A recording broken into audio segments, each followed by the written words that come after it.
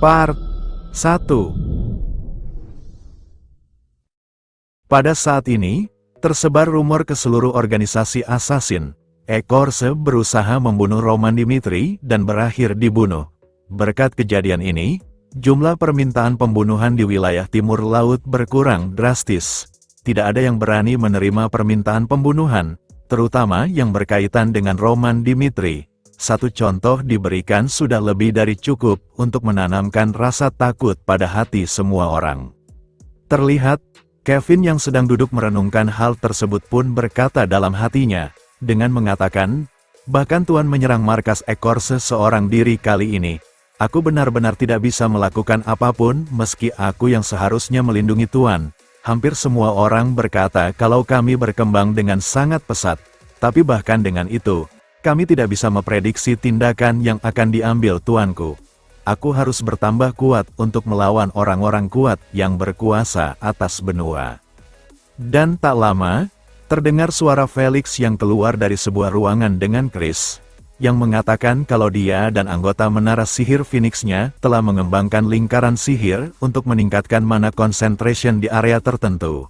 Dan meski itu belum sempurna, Felix berkata kalau setidaknya mereka bisa menyelesaikan masalah jangkauannya dalam 6 bulan. Ditambah, Felix juga berkata kalau lingkaran sihir tersebut bukan hanya bekerja untuk meningkatkan kekuatan sihir, melainkan juga bisa digunakan untuk latihan para ksatria aura. Kevin yang mendengar hal tersebut dan berkata kepada ksatria Roman yang lain seperti Henderson, McBurney, Vulcan dan Puki, mereka yang ingin mendapatkan kekuatan yang bisa membuat mereka lebih kuat untuk bisa melindungi tuannya. Mereka pun datang menghampiri Felix untuk memperbolehkan mereka berlatih di lingkaran sihir yang Felix kembangkan.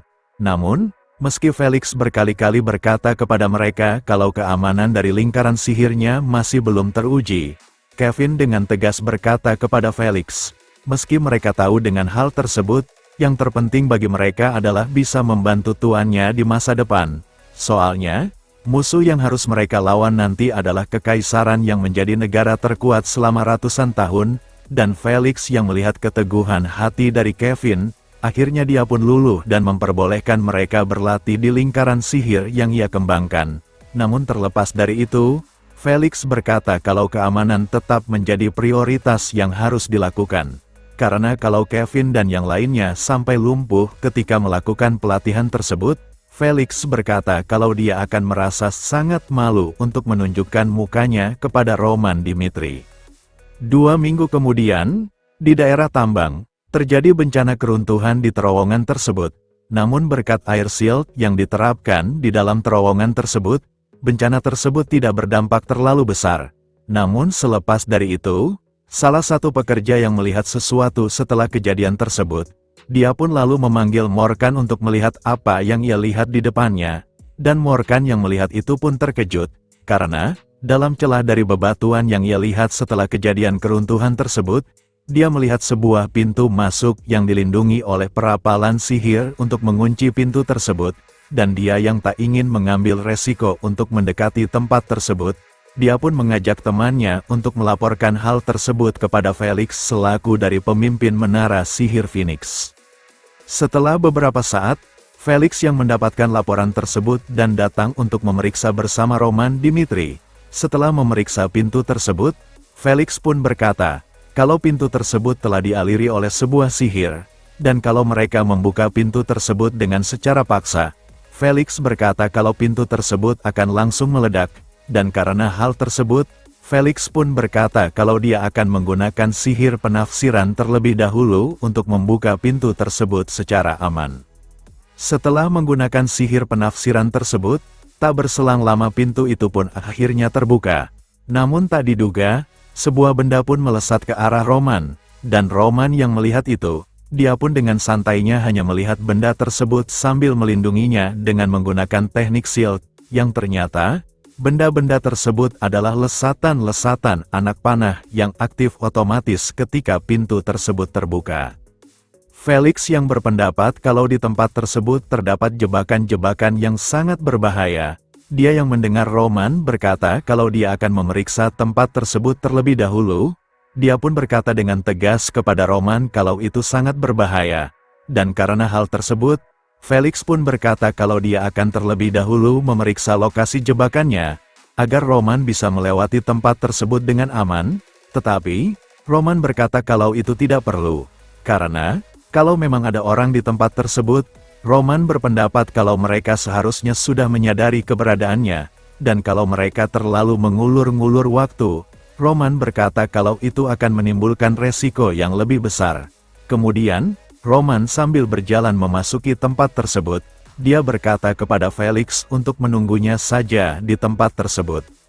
Setelah memasuki tempat tersebut, sambil berjalan mengikuti lorongnya, Roman pun berkata dalam hatinya, kalau jebakan yang ada di tempat tersebut seperti jebakan yang digunakan oleh klan Jaegal di kehidupannya yang lalu, dan ketika Roman menginjak lantai yang memicu jebakannya aktif, dinding yang berada di kedua sisi pun bergerak untuk menghimpitnya, dan belum terlepas dari itu, beberapa anak panah yang melesat dari arah depan pun langsung mengarah ke arah Roman Dimitri.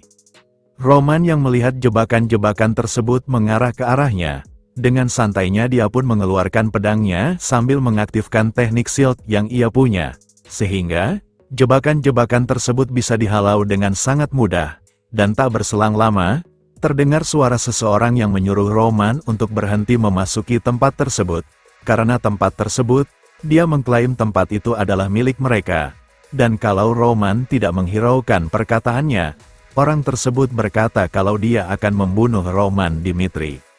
Roman yang mendengar itu, sambil mengacungkan pedangnya dia pun memperkenalkan dirinya, kemudian dengan tegas, Roman berkata kalau Boneless Mountain di mana tempat tersebut berada, adalah wilayah kekuasaan keluarga Dimitri, kemudian, menyuruh mereka untuk keluar dan memperkenalkan diri mereka. Salah satu dari mereka yang tak terima dengan apa yang dikatakan oleh Roman, ketika dia ingin menyangkal hal tersebut, omongannya pun dipotong oleh Roman dengan dia yang berkata, kalau dia datang ke tempat tersebut hanya ingin bernegosiasi dengan mereka, dan karena Boneless Mountain berada di tanah Kairo serta sudah diberikan kepada keluarga Dimitri, tempat tersebut sudah semestinya berada di wewenang keluarga Dimitri, dan kalau mereka tidak ingin bekerja sama dengan keluarga Dimitri, Roman berkata kalau dia akan menganggap mereka sebagai musuh.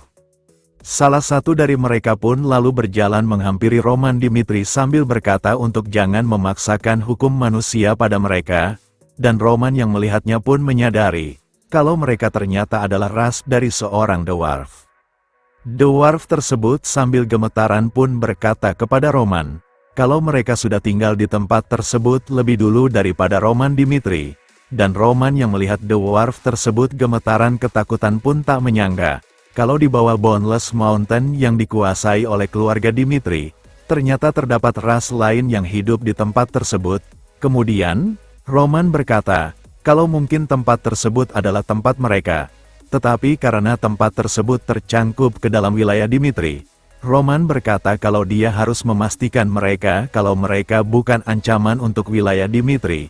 Lalu, mereka yang mendengar itu, ketika dari salah satu dari mereka berkata kalau apa yang dikatakan oleh Roman adalah hal yang begitu mustahil, saat akan meneruskan perkataannya, ketika melihat pedang yang dipegang oleh Roman, dia pun menghentikan perkataannya dan beralih topik dengan meminta Roman untuk memperbolehkannya melihat pedang tersebut, sehingga membuat Roman pun merasa bingung.